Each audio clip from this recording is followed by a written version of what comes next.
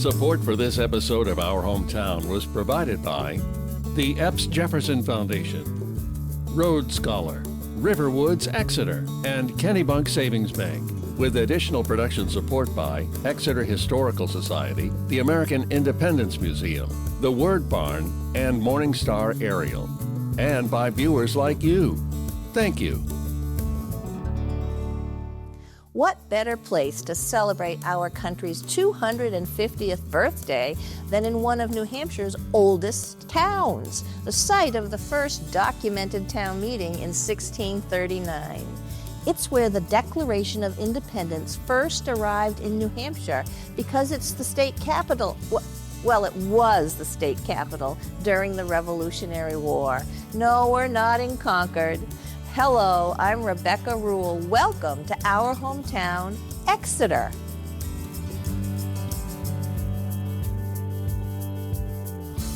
These next four stories come to us with the help of Exeter's own American Independence Museum. No wonder Exeter looms large in New Hampshire's revolutionary history.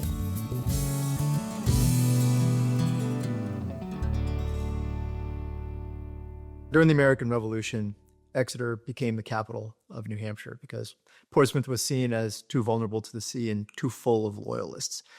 In 1776, when the Declaration of Independence was agreed to, the Continental Congress went to a local printer in Philadelphia named John Dunlop and said, we want 200 of these printed up and sent out to all the different colonial centers so that they could be read to the population. When the broadsides all went out to all the different colonies, one of them came here and was read to the citizens of Exeter. Fast forward 210 years later, a copy of the Declaration of Independence, we don't know if it was that same copy or not, but it is an authentic Dunlop broadside original copy of the Declaration, was found in the attic here at the Ladd Gilman House. 26 of those are known to still exist today. And the American Independence Museum exists initially to make that document available to be viewed by the public. Now, in the 35 years since that took place, the museum has evolved to be a much more significant undertaking. Hundreds of thousands of visitors in the years since it was founded. Independence Festival every July is attended by thousands who enjoy the reenactors and the historic artisans and fireworks. And why does the American Independence Festival take place in the middle of July? We all celebrated the 4th of July on the 4th. Well, we celebrate when the Declaration arrived here in Exeter because it took 2 weeks to get from Philadelphia to Exeter, New Hampshire, back in 1776. So that has, for 35 years now, been the mission of the American Independence Museum.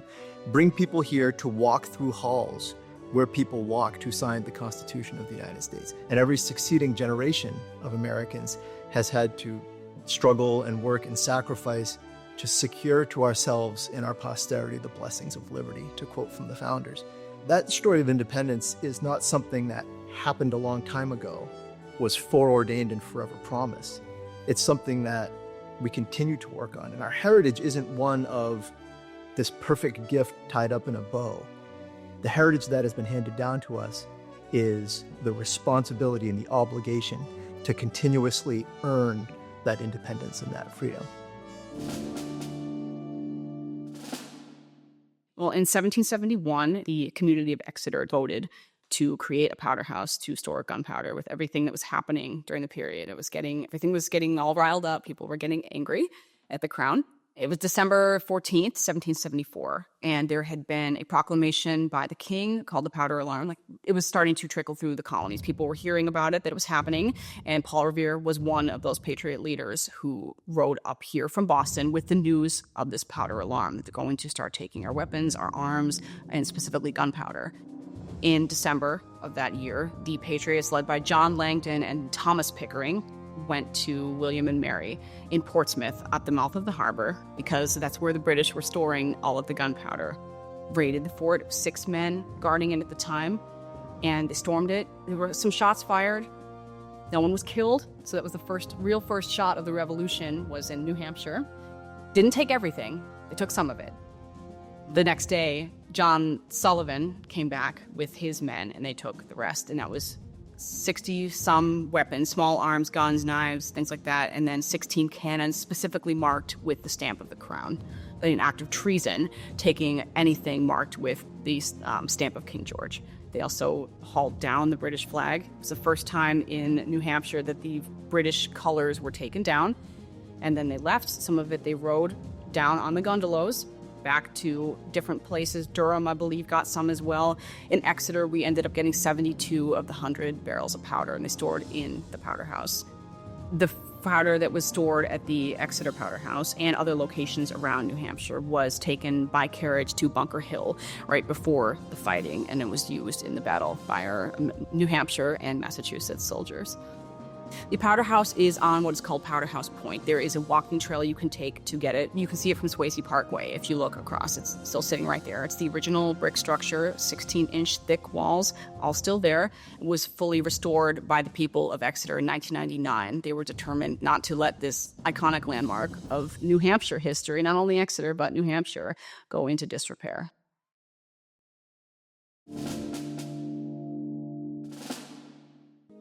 The capital moved to Exeter in 1775, and it came to Exeter because although we had waterways, we were a shipbuilding town and could get out to the Atlantic Ocean, the British warships were too large to travel the same waterways, so they couldn't get to us, and we were considered safely inland. When the capital came here, the Treasury also came here, and Nicholas Gilman was selected to be the state treasurer. He was a prominent member of Exeter, merchant, I think shipbuilder also. When he took the job as treasurer, the most convenient thing for him to do, there was no treasury building, was to just open up a room in his house to make it the treasury.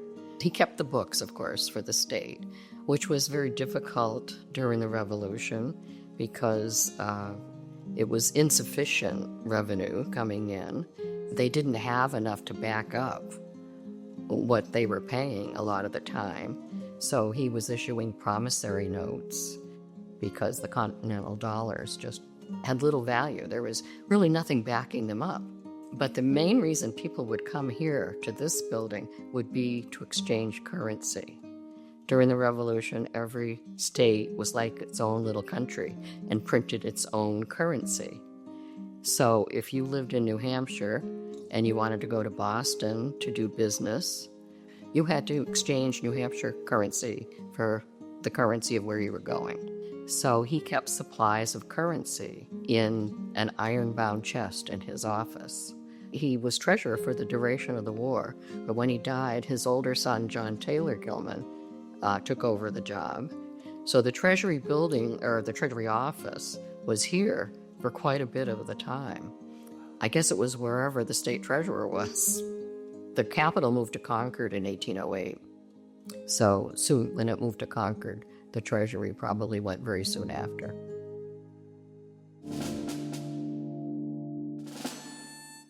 Jude Hall was a black man who was originally enslaved just off of Drinkwater Road in Exeter and on the border of Kensington. Jude was sold off of the farm to somebody else, ran away at 18, enlisted. He fought at Bunker Hill, first of all. He's mentioned as being thrown by a cannonball. He stayed in the entire time. He kept re-enlisting. He was in the 3rd New Hampshire, the 2nd New Hampshire. He was at Ticonderoga. He was kind of at all the big battles. At the very end, I think up in West Point guarding, then the war was over, so he finally came home. So 8 years serving from the very first to the very last. About 25 years ago, a man named Ed Wall erected a headstone for Jude Hall because Ed was the ancestor of the man who enslaved Jude Hall. I also realized there were about 30 Revolutionary soldiers in that graveyard. I thought it would be a good idea to make a map of that cemetery so that people visiting could realize what a treasure it is in town with 30 Revolutionary War soldiers buried in it. The historical records say that there was a black section of the cemetery, which is in the far northeast corner of the cemetery. So there are only 2 stones from the period. The 3rd one is Jude Hall's stone, and that was put in afterwards because it's historically written that he was buried in the black section of the cemetery near to the crypt mound, which is over there.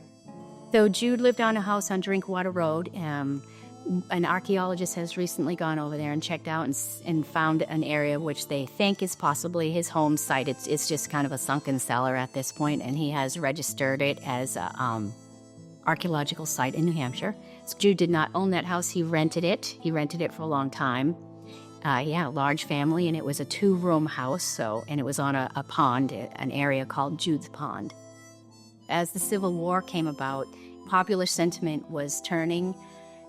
Even though he did all that for the freedoms of the country that we now share, 3 of his grown sons were stolen and sold into slavery in the South when the Civil War was coming about. So he has a really interesting story, and combine that with the fact that he was then kind of repaid for his service by having his family stolen and sold into slavery is a little mind-boggling.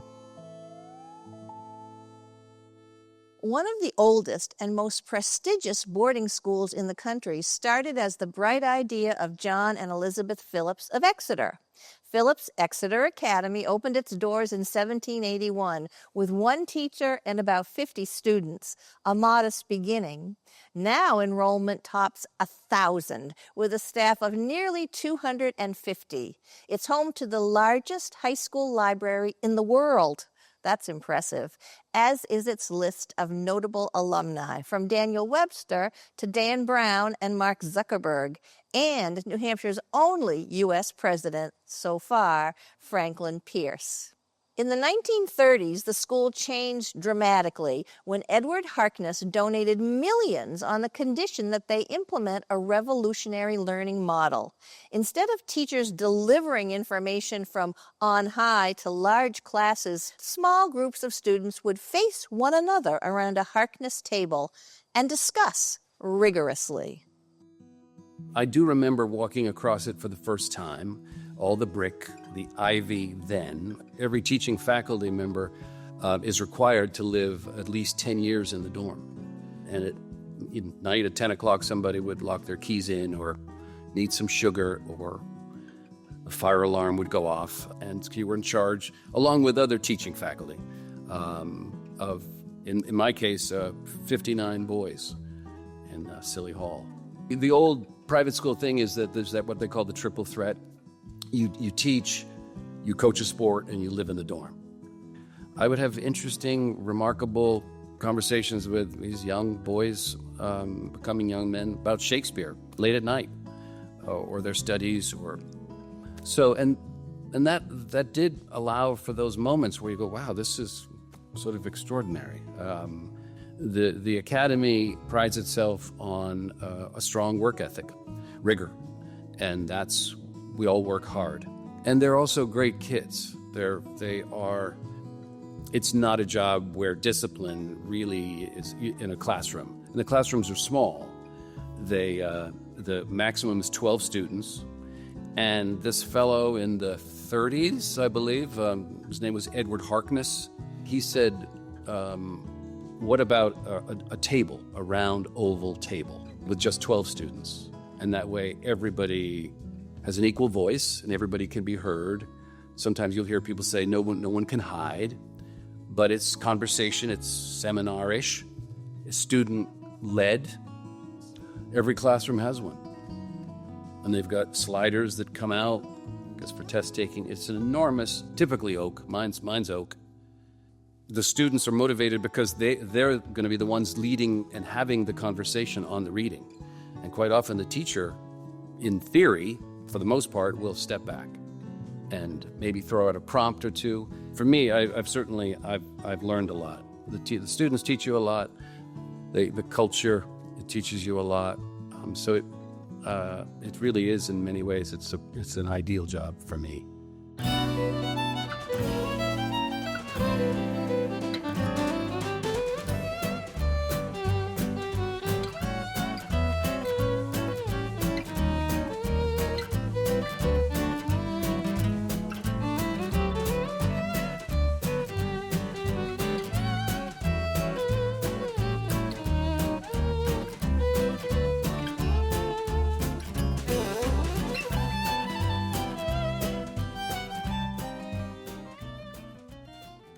When you think about famous New Hampshire sculptors, the first name to come to mind is usually Augustus St. Gaudens. But there's always somebody in any crowd who remembers a contemporary of St. Gaudens, equally famous, equally accomplished. Two friendly rivals who helped transform public sculpture in the United States. Everyone in the United States has seen his work and can recognize his work because he sculpted the seated Abraham Lincoln in the Lincoln Memorial in Washington, D.C., and he sculpted the Minuteman at Concord, Massachusetts. He was born in Exeter in 1850, and his family later moves to Massachusetts. He has a studio later in Stockbridge, and he works in New York City, so we share his story with a few other places. But he gets his start here in Exeter. Dan was described as kind of a dreamy boy, which is a nice way of saying he was no student. His father has no idea what he's going to do with this kid later in life. He tries to send him to MIT, and he basically flunks out within one semester. And so instead, he becomes a sculptor. His sculpting career sort of started making small statues that he would sell. And he made so little money on the Minuteman that his father made sure that they had the rights to reproduce it in smaller form. So you'll see these all over, especially in New England. Right after he gets the commission for the Concord Minuteman, for which he was grossly underpaid because he was only in his 20s and he didn't have any major works, he goes off to Italy to study the masters. Some of it was self-taught, but he also did do a fair amount of study. In 1920s, the town was looking to build a monument to remember the soldiers who we'd lost in World War I. They contacted Daniel Chester French and asked him if he would make a memorial statue, which he agreed to do at cost. So a great gift to the town. That statue was dedicated on July 4th in 1922.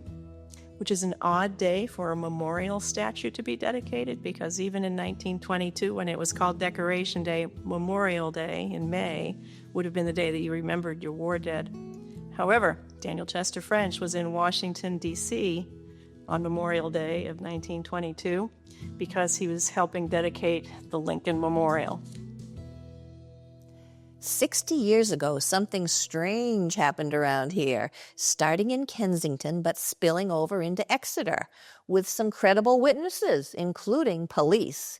It spawned a book titled The Incident at Exeter. Later, a few clever folks turned that into a fantastic festival. I had joined Kiwanis as the town librarian to, get the library out into the community.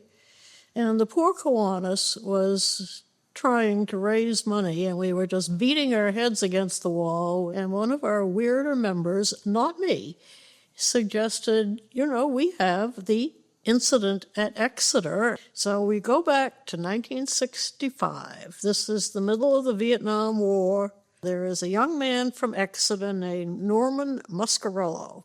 And he's not going to wait to be drafted. He has already signed up for the Navy. He put an ad in the newsletter to sell his car. Other person likes the car, buys it. So now Muscarello has no transport, and he is hitchhiking home from Amesbury to Exeter. He notices that there is something in the sky, a light, that appears to be following him up 150, and that's kind of strange.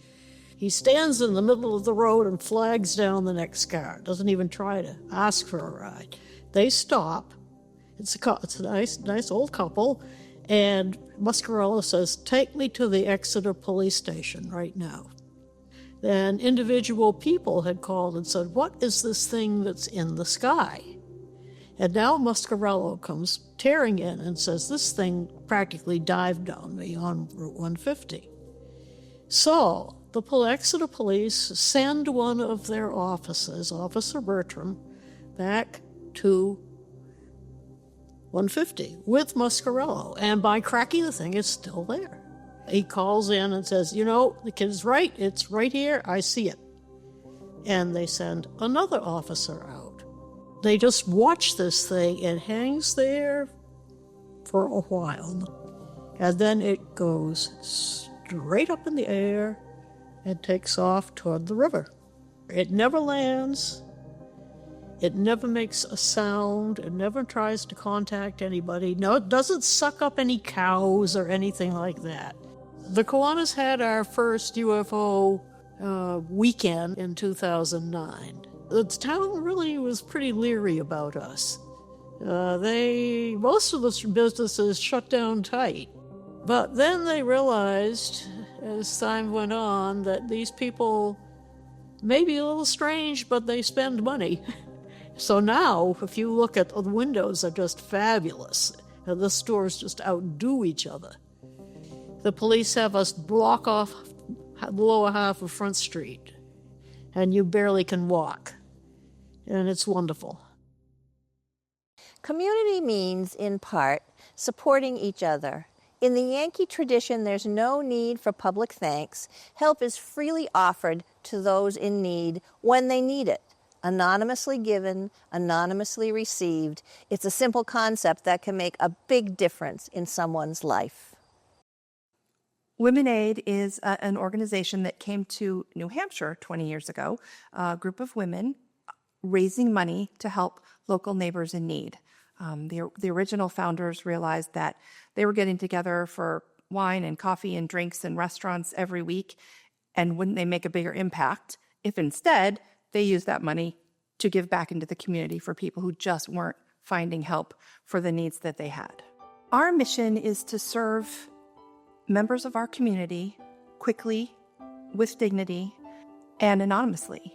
So we can turn around a request in as quickly as 24 hours. If a family's oil tank is empty and the weather's getting cold, we can get that oil tank filled in 24 hours if that's what the request is.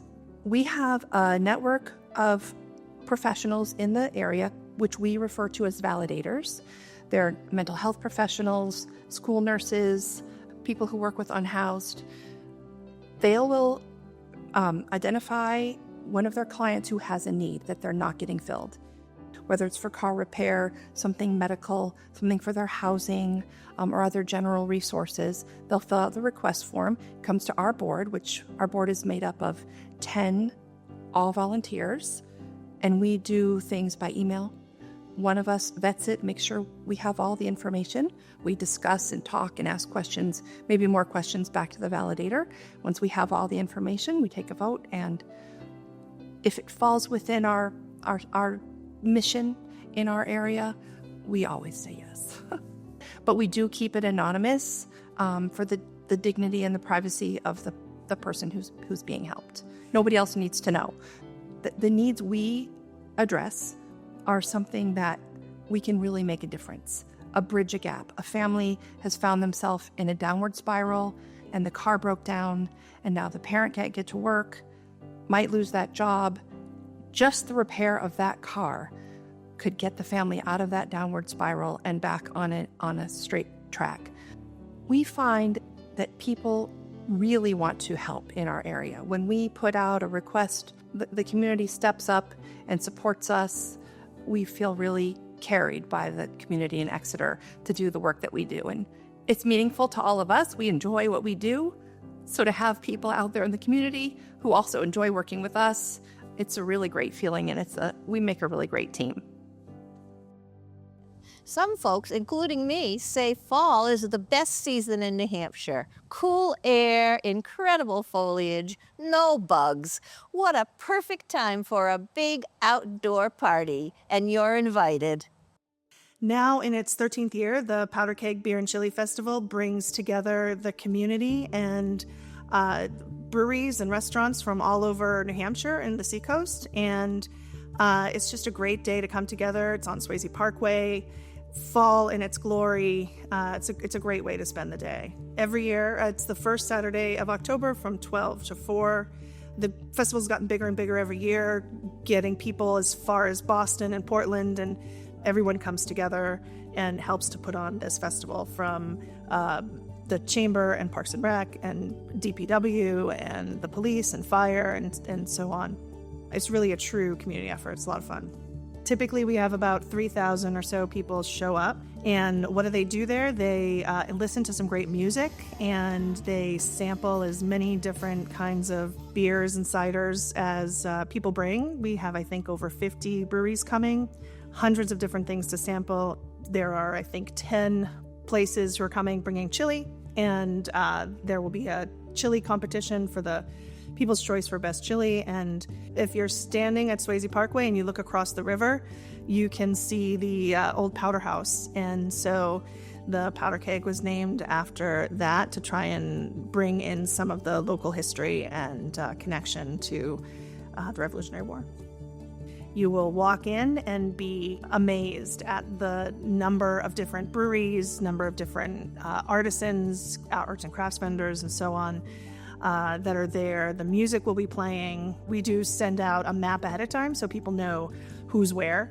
And everyone has a different philosophy. Some like to, highlight their favorites and go there first. Others like to go to the furthest brewery and work their way up. Some like to start in the competition area where the chili is. I can't say that I have any one suggestion because I've heard them all. But what I always want to recommend is that, of course, people have a plan. There's a group that comes in matching Hawaiian shirts every year.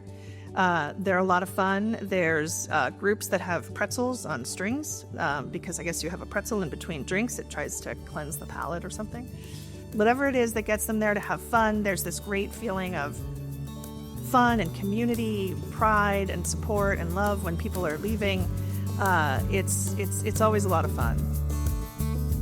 Thank you to the community for welcoming us, especially those who stepped up, sat down, and told us about their town's colorful past, as well as what's happening right now. We could fit only a few of the stories we heard into this program, but all of them will be showing up online at nhpbs.org/hometown. Happy 250th birthday, America, from Exeter, a town with a lot of history, heart, and spirit. I'm Rebecca Rule. See you around town. We always love coming into town. The river, going down to the river, walking on Swayze Parkway, and you can always find something great to eat. Exeter has a really great sense of community pride. I love that. And our amazing school systems as well. So there's a lot to be thankful for, and that's why it's such a highly sought after place to live. It's just a wonderful place. It really is.